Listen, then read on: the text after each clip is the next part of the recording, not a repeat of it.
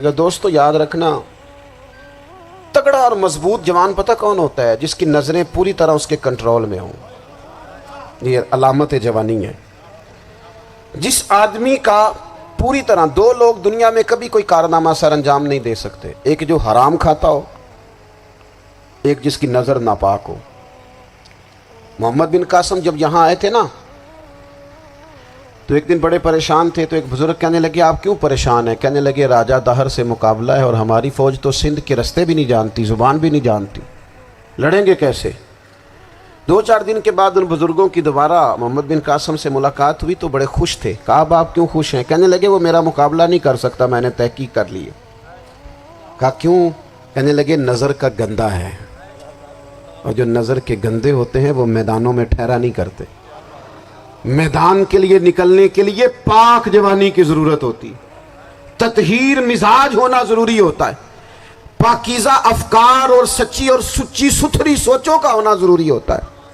اس لیے فرمایا کہ میرا مقابلہ نہیں کر سکتا۔ حضرت عبداللہ ابن حذافہ کمرے میں تھے تو وزیر کی بیٹی اندر سجی سنوری پہنچ گئی۔ جیسے ہی آپ نے اس کفر کی چال کو دیکھا تو تیمم کر کے نفل شروع کیے۔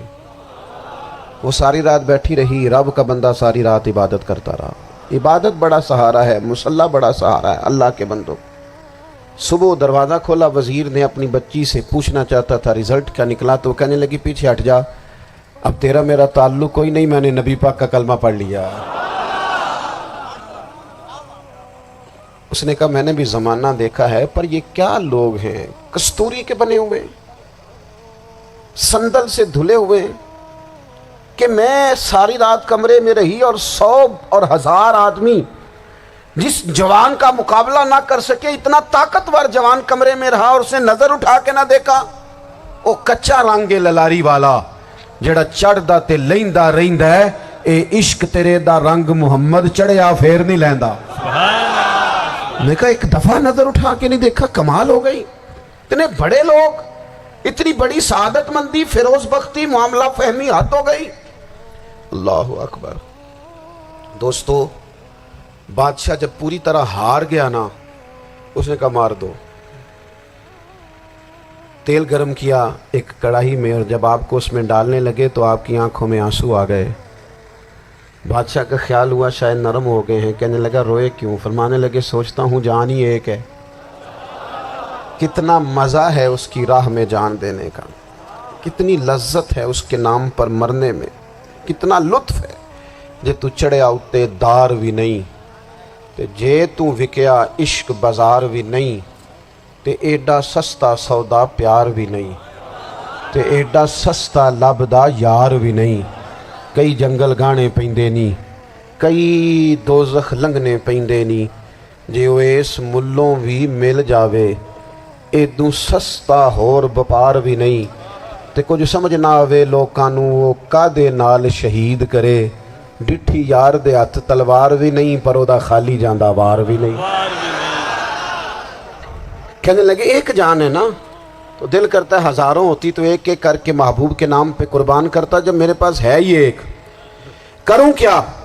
حضرت عبداللہ ابن حذافہ رضی اللہ تعالیٰ عنہ جب روئے اور بادشاہ نے یہ بات سنی تو بادشاہ اٹھ کے کھڑا ہو گیا، سارے وزیروں مشیروں کو کہنے لگا تم نے کہا تھا نا بندہ ضائع کرنے والا نہیں، یہ بھی ضائع کرنے والا نہیں۔ کہنے لگا میرا ماتھا چومو، تم جیسے لوگوں کو قتل نہیں کرنا چاہیے، آزاد کرنا چاہیے۔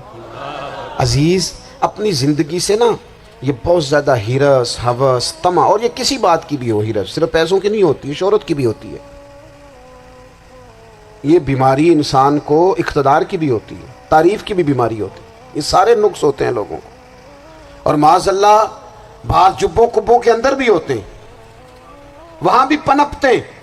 اپنی زندگی جب تک اس سادگی میں نہیں لاؤ گے جو رسول پاک نے عطا فرمائی ہے، جب لوگ آسانیوں میں پوری طرح الجھ گئے تو پھر وہ دور ہوئے اور کفر چڑھ گیا۔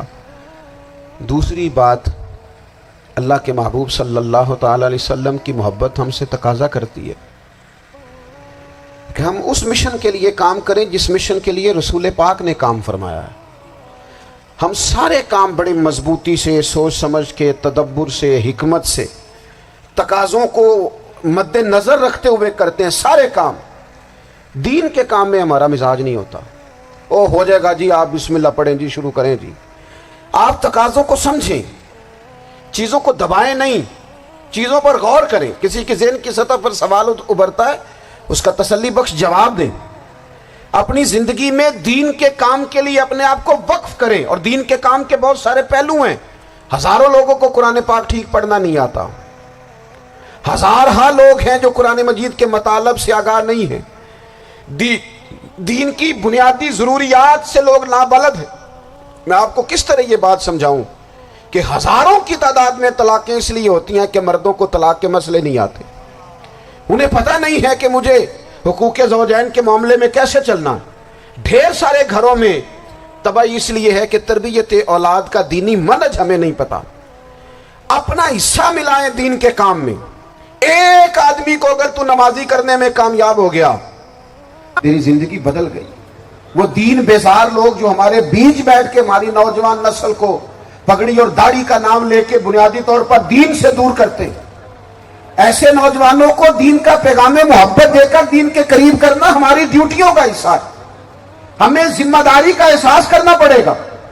ہمیں یہ خاص قدم اٹھانا پڑے گا، توجہ دینی پڑے گی. مساجد، مدارس، میں آپ سے عرض کروں، اتنی ڈٹ کے مخالفت ہوتی ہے نا مدرسوں کی، اتنی ڈٹ کے. میں ادارہ چلاتا ہوں، اس کے چلانے میں جو مشکلات ہیں وہ تو ہم بتا نہیں سکتے آپ کو، اس لیے کہ میری قوم، میرا اس قوم سے تعلق ہے جو نعت خواں امیر کرنا چاہتی ہے، مدرسے نہیں. ہاں، نقیب خطیب پیدا کرنا چاہتی ہے، شعر و شاعری کی زندگی کو پروان چڑھانا چاہتی ہے. فقط ہمارا ان لوگوں سے تعلق ہے جو لاکھوں کروڑوں روپیہ محافل پہ لگائیں گے. اور قاری صاحب بیچارے اگر مسجد کا کوئی ہونے والا کام کسی وقت بتا دیں گے تو وہ بڑی مشکل آ جائے گی ان کے لیے. یہ کیسے ہو سکتا ہے، آپ نے یہ ڈیوٹی بتا دی. مدارس، اور جتنا اہم رول دین کو پھیلانے میں مدارس اسلامیہ کا ہے، اتنی زبردست. لوگوں کا خیال ہوتا ہے میری طرح کے لوگ شاید کام کرتے ہیں، ڈیوٹی کرتے ہیں.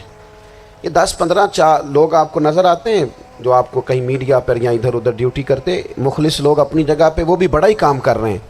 جو میڈیا پہ آ کے بھی اخلاص سے اور درد دل سے کو دین کی، ان کی بھی کسی بات کی حوصلہ شکنی نہیں.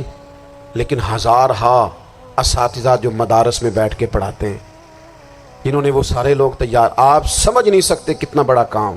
حفظ کا استاد جو ہوتا ہے نا، اس کی ڈیوٹی 24 گھنٹے ہوتی ہے فجر سے پہلے. اور اس نے بچوں کو اٹھانا. تنخواہ تو ہم انہیں دینا نہیں نہ چاہتے جی، تنخواہ نہیں دے دی انہوں نے. ہمیں مولوی امیر نہ ہو جانا. مولوی نو تے سوٹ بھی 27ویں والی رات دے ہے تاکہ کدھر سوان کے عید والے دن پا نہ لوے. چونکہ 27ویں تو بات درزی پھڑتا ہی کوئی نہیں. کیوں حضرت؟ ایسا ہی ہے نا، اس وقت تو نہیں نہ لیتا. تو ہم چاہتے ہیں مولوی ہماری مرضی کے ہماری طرح کا سوٹ نہ پہن لے. مدارس کی مضبوطی آپ یہ دیکھ لیں، یہ صلاح الدین ایوبی کا تعلق بھلا کس چیز سے تھا؟